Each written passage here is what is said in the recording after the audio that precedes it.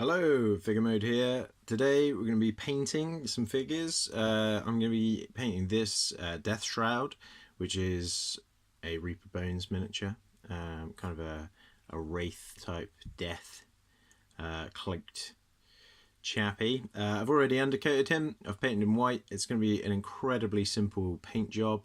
It shouldn't take very long. The drying time is probably going to take longer than the actual painting. Only going to be using two paints today. The first of which is Drakenhof Nightshade from Citadel. This is their shade. We're going to put this on first. Now this will give us a really nice kind of light greyish blue colour over the white undercoat, and that'll look really good. And then we're going to use Nuln Oil second. We're going to put that over the whole top, possibly a bit more in the recesses, kind of where the face would be, just to make that even darker. And then what that's going to do is going to darken the Drakenhof. It will kind of give us a black colour, but because of the white undercoat underneath, it will be almost ethereal, almost see-through as well.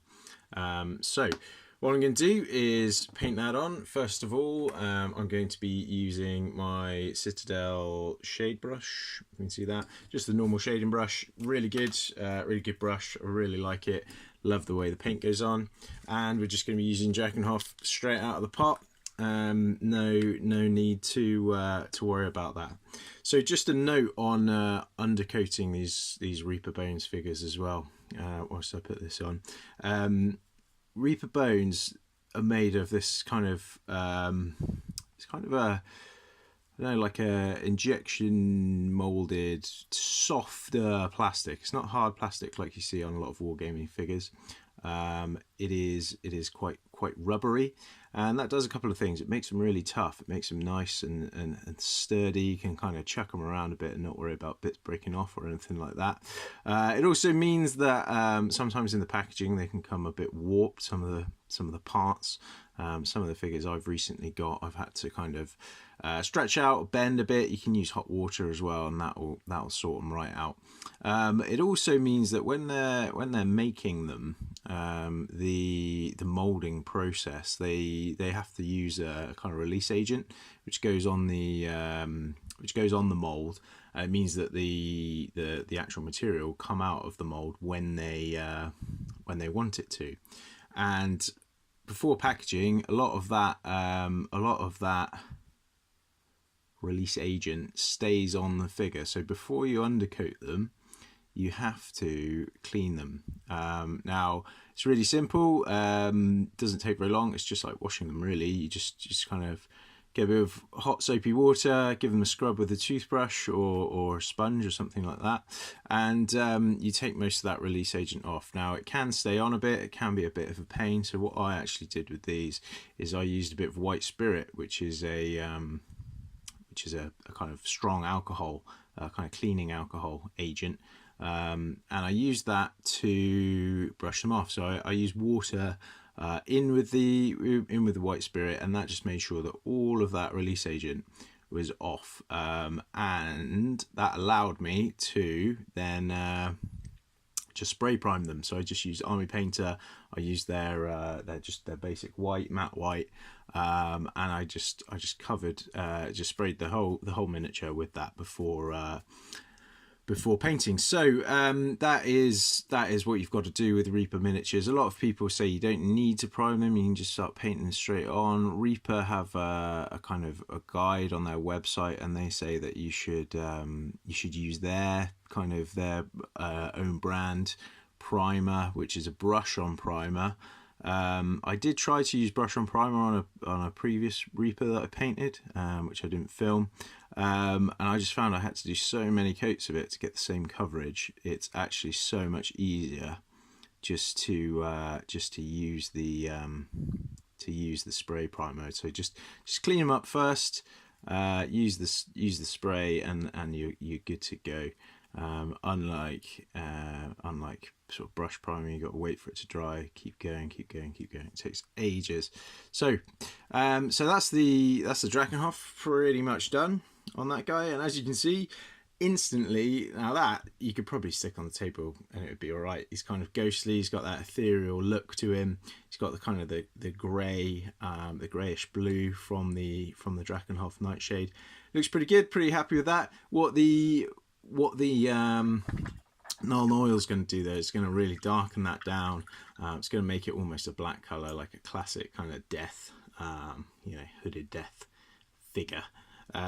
Almost like a, you know, ring wraith or death, or any kind of, you know, summoned demon chap.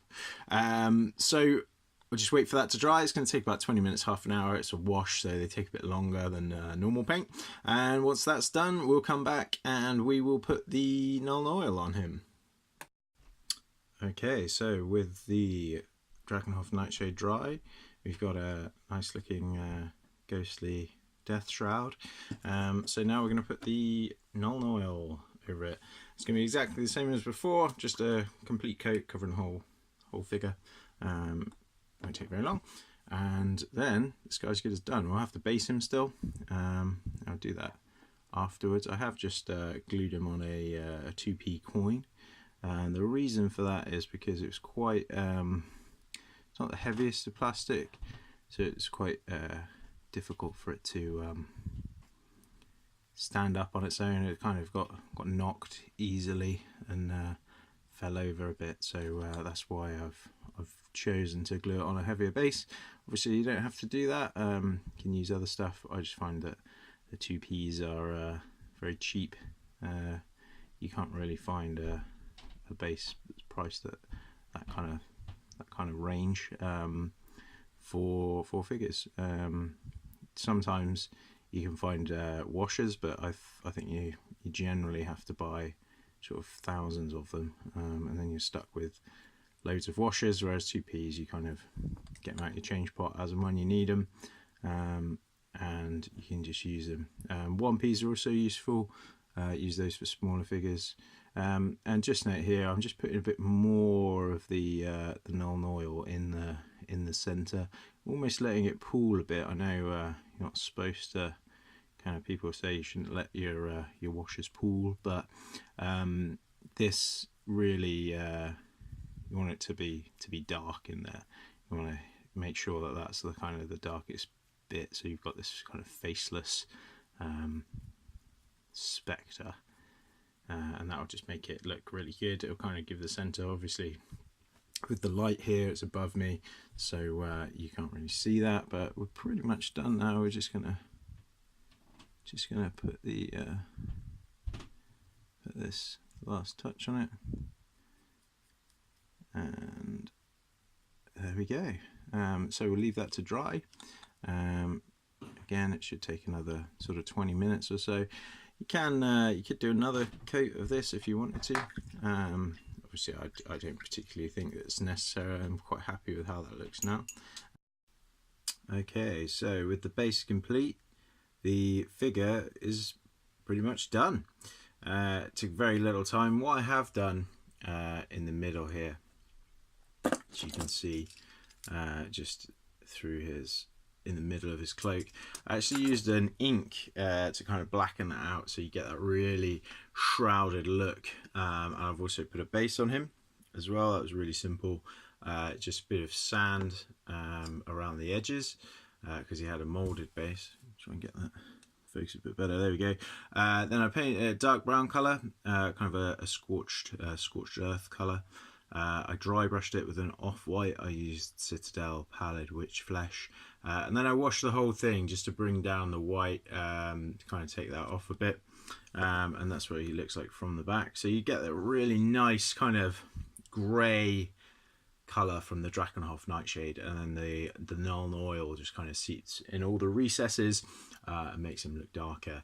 If you wanted to achieve the kind of ink effect, what you could do is just water down some black if you don't have any ink. A lot of people don't, and you could also just use another coat of Null Oil to get that effect as well. So yeah, really pleased with this guy, how he turned out. Very quick paint job. Very nice models paint, very easy, and it's going to be a great bad guy in a D&D campaign. So thanks very much for watching, guys. Please like the video if you liked it. Subscribe if you want to see more videos, painting videos, unboxings, campaign talk, campaign ideas for D&D, and other war games as well. And leave a comment if there's anything you want to know about a particular method or whatever. Happy to read, happy to answer those. So yeah, thanks very much. See you next time.